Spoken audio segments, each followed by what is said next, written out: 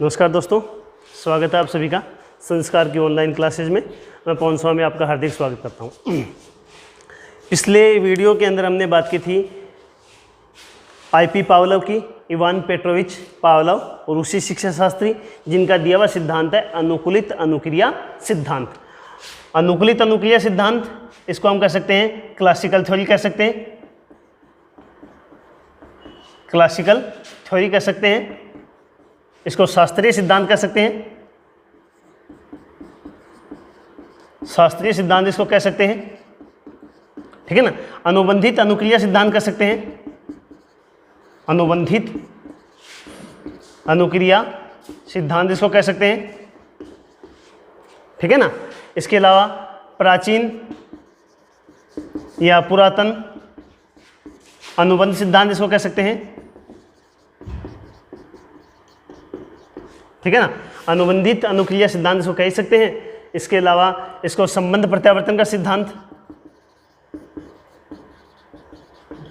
संबंध प्रत्यावर्तन का सिद्धांत इसको हम कह सकते हैं। तो ये सारे नाम, जो जितने भी नाम थे, इन सभी नामों की हमने चर्चा कर ली थी। इन सब नामों के बारे में हमने विस्तार से बात की थी। इसको अनुबंधित अनुक्रिया क्यों कहा जाता है, प्राचीन एवं पुरातन सिद्धांत क्यों कहा जाता है, संबंध प्रत्यावर्तन का सिद्धांत इसको क्यों कहा जाता है, क्लासिकल थ्योरी इसको क्यों कहा जाता है, इन सब के बारे में बात की थी। इवान पेट्रोविच पावलोव, रूसी शिक्षा शास्त्री, रूसी शिक्षा शास्त्री, ठीक है ना। 1904 में इन्होंने कुत्ते पे प्रयोग किया। प्रयोग इनका जो आता है वो किस पर आता है, कुत्ते पे आता है, लेकिन कुत्ते की लार ग्रंथि पे इनका प्रयोग किया जाता है। कुत्ते की लार ग्रंथि पे इन्होंने अपना प्रयोग किया है, ठीक है ना, कुत्ते की लार ग्रंथि। तो इसके बारे में भी हम विस्तार से चर्चा कर चुके हैं कि प्रश्न किस प्रकार का बन सकता है और क्या आंसर होना चाहिए। जब वो पशु के बारे में पूछता है कि पावलोव ने अपना प्रयोग किस पशु पर किया है, तब वो प्रयोग किस पर आता है, कुत्ते पे आता है। और किस पर किया है, तो कुत्ते की लार ग्रंथि के ऊपर प्रयोग किया गया है। तो इन सब के बारे में हम चर्चा कर चुके हैं, सब के बारे में हम विस्तार से बात कर चुके हैं। उसके बाद में हमने जो है इस सिद्धांत में सारी चीज़ें, इन सब नामों के बारे में चर्चा करने के बाद में हमने पावलोव का जो प्रयोग जो था, उस प्रयोग के माध्यम से हमने प्रयोग के द्वारा इसको समझने की हमने कोशिश की थी। प्रयोग के द्वारा हमने इसके बारे में बात की थी कि इन्होंने अपना जो प्रयोग किया वो 3 स्टेप में किया है, ठीक है ना। तो पहला जो स्टेप है उसके अंदर कुत्ता है। कुत्ते के सामने जो है वो भोजन रखा जाता है और भोजन रखने के बाद में कुत्ता जो है वो क्या करता है, लार टपकाता है, ठीक है ना। और सिद्धांत का नाम क्या है, अनुकूलित अनुक्रिया सिद्धांत। देखिए इस सिद्धांत में, इस सिद्धांत की परिभाषा समझ लेना, सिद्धांत का नाम समझ लेना पर्याप्त होता है। उसके बाद में ज़्यादा उसके अंदर कुछ भी नहीं होता। अनुकूलित अनुक्रिया का मतलब क्या होता है, ये अच्छे से एक बार समझ में आ जाना चाहिए। तो अनुकूलित अनुक्रिया का मतलब क्या होता है कि जब स्वाभाविक उद्दीपक के बाद में स्वाभाविक अनुक्रिया होती है, ये सामान्य बात है, ठीक है ना। स्वाभाविक उद्दीपक है, उसके साथ क्या होती है, स्वाभाविक अनुक्रिया होती है। स्वाभाविक उद्दीपक और स्वाभाविक अनुक्रिया का मतलब आपके समझ में आ गया होगा। लेकिन जब अस्वाभाविक उद्दीपक के बाद में जब स्वाभाविक अनुक्रिया होती है, वो क्या कहलाता है, अनुकूलित अनुक्रिया सिद्धांत कहलाता है, अनुकूलित अनुक्रिया कहलाता है। उसके बारे में हम बात कर चुके हैं। उसके बाद में हमने प्रयोग में बात की थी कि पहले कुत्ता है, कुत्ते के सामने भोजन रखा जाता है, भोजन के सामने वो क्या करता है, लार टपकाता है। तो पहली स्टेप जो है वो स्वाभाविक उद्दीपक के बाद में स्वाभाविक अनुक्रिया। दूसरी स्टेप है, उसके अंदर भोजन देने से पहले घंटी बजाई जाती है और घंटी बजाने के बाद में क्या रखते हैं, भोजन प्रस्तुत करते हैं और कुत्ता क्या करता है, लार टपकाता है। तो पहली बार में कुत्ता जो है वो किसके प्रति अनुक्रिया करता है, भोजन के प्रति ही क्रिया करता है। लेकिन बार बार जब घंटी बजाई जाती है, भोजन रखा जाता है, घंटी बजाई जाती है, भोजन रखा जाता है, तो कुत्ते की जो प्रतिक्रिया होती है वो किसके प्रति होने लगती है, भोजन के प्रति न होकर घंटी के प्रति होने लगती है। जैसे ही घंटी बजती है, कुत्ता क्या समझता है कि अब भोजन आने वाला है। तो जैसे ही घंटी बजी, कुत्ते ने क्या करती, लार टपकाई। जो संबंध पहले कुत्ते का भोजन के साथ था, वही संबंध अब किसके साथ हो गया है, घंटी के साथ हो गया है। ये क्या कहलाता है, संबंध प्रत्यावर्तन कहलाता है। इसके बाद में हमने बात की थी अनुबंधित अनुक्रिया। अनुबंध क्या हो गया कि कुत्ते को कहा गया, कुत्ते के सामने शर्त रखी गई कि जैसे ही घंटी बजेगी आपको क्या करना होगा, लार टपकानी होगी। घंटी के साथ कुत्ते का क्या हो जाता है, एक अनुबंध हो जाता है। ये क्या कहलाता है, अनुबंधित अनुक्रिया कहलाती है। इसके बाद में हम बात करते हैं, कुछ और प्रश्न पूछे जाते हैं। देखिए थोड़ा सा हम विस्तार से हम बात करने वाले हैं सिद्धांत के बारे में। इसके अंदर 4 चीज़ें होती हैं। एक तो होता है स्वाभाविक उद्दीपक, स्वाभाविक उद्दीपक। देखिए इसको ध्यान से समझिए, यहाँ से प्रश्न बनता है। स्वाभाविक उद्दीपक और अस्वाभाविक उद्दीपक। अस्वाभाविक उद्दीपक, एक होता है स्वाभाविक भाविक अनुक्रिया और एक होती है अस्वाभाविक अनुक्रिया। ये चार चीज़ें, इस सिद्धांत में हम चार चीज़ें लेकर चलते हैं, स्वाभाविक उद्दीपक और अस्वाभाविक उद्दीपक, स्वाभाविक अनुक्रिया और अस्वाभाविक अनुक्रिया, चार चीज़ें हम लेकर हम साथ में चलते हैं। तो स्वाभाविक उद्दीपक को अंग्रेजी में क्या कहा जाता है? स्वाभाविक को कहा जाता है अनकंडीशनल स्टिमुलस। इसको क्या कहा जाता है? अनकंडीशनल।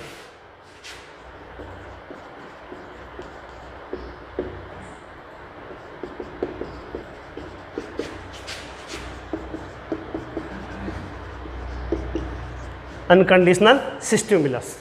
अस्वाभाविक अनकंडीशनल।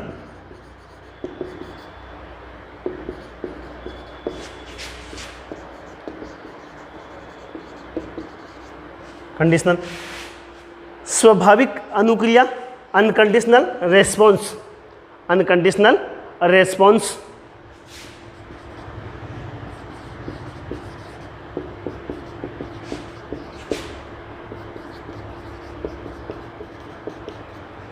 और इसको क्या कह सकते हैं? Conditional response.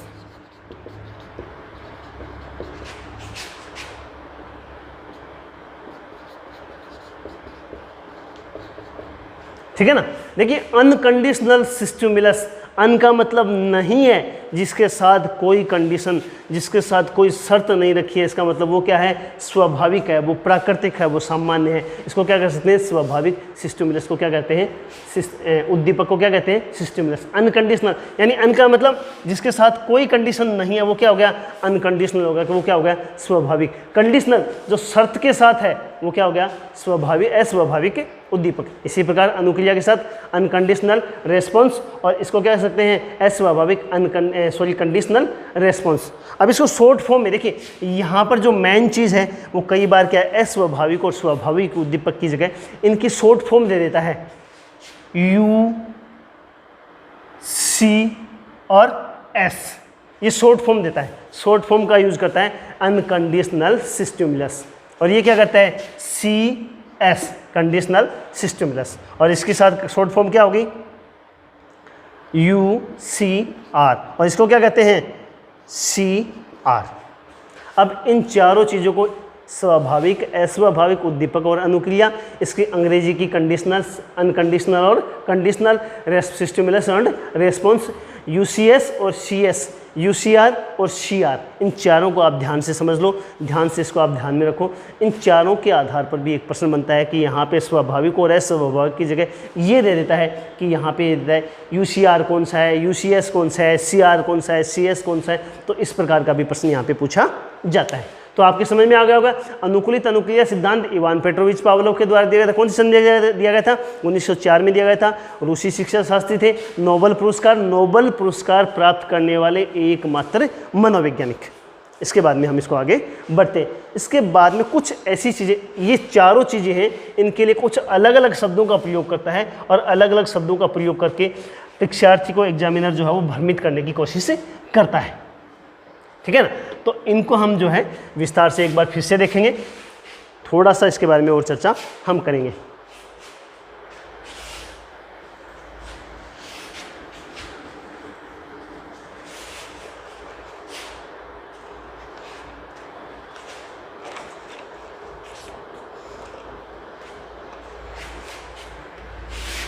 ठीक है ना। देखिए हम यहाँ पे दो चीज़ों की बात कर रहे हैं। एक तो बात कर रहे हैं स्वाभाविक, ठीक है ना, और एक किसकी बात कर रहे हैं? अस्वाभाविक।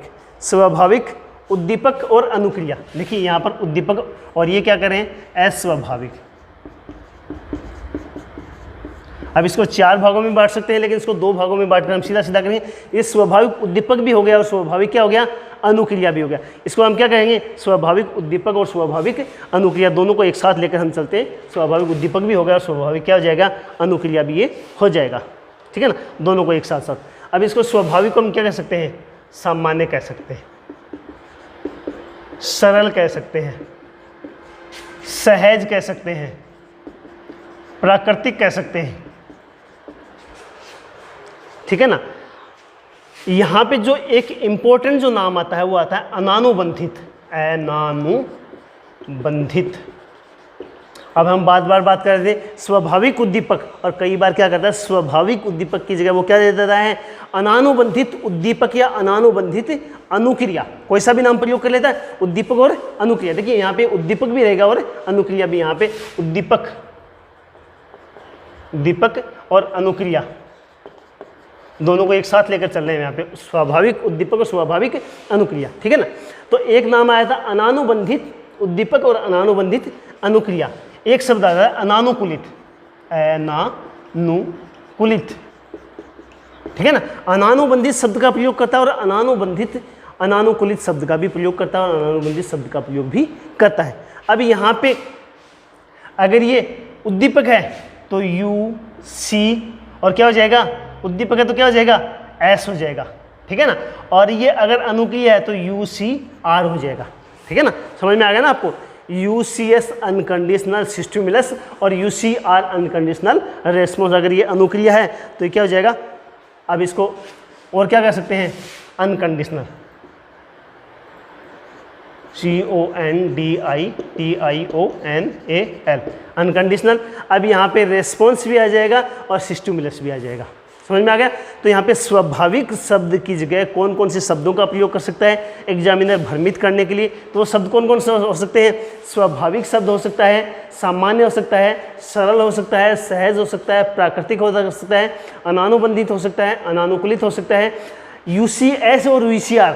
अगर उद्दीपक है तो एस हो जाएगा और अनुक्रिया तो क्या हो जाएगा आर हो जाएगा, और अनकंडीशनल स्टिमुलस या अनकंडीशनल रेस्पॉन्स दोनों शब्द इसके साथ जुड़े जाएंगे। अब अस्वाभाविक की जगह क्या करेगा, अस्वाभाविक, असामान्य, असहज कह सकते हैं, ठीक है ना। प्राकृतिक की जगह कृत्रिम कर सकते हैं, ठीक है ना। अनानुबंधित की जगह क्या जाएगा अनुबंधित, जहाँ पे क्या हो जाता है अनुबंध हो जाता है कि ये कंडीशन आपके सामने रखी, ये काम होगा तो ये आपको करना ही पड़ेगा। अनुकूलित हो जाएगा, ठीक है ना। CS और CR कंडीशनल स्टिमुलस और कंडीशनल रेस्पॉन्स, यहाँ पे कंडीशनल, ठीक है ना। तो इन दोनों को आप यहाँ पे ये उद्दीपक भी हो जाएगा, उद्दीपक और ये अनुक्रिया दोनों, ठीक है ना। तो इसको आप ध्यान से समझ लीजिए, ध्यान से इसका स्क्रीनशॉट लेना चाहें तो स्क्रीनशॉट ले लीजिए, या लिखना चाहें तो लिख लीजिए और ध्यान से समझ लीजिए। यहाँ से बहुत कंफ्यूज करता है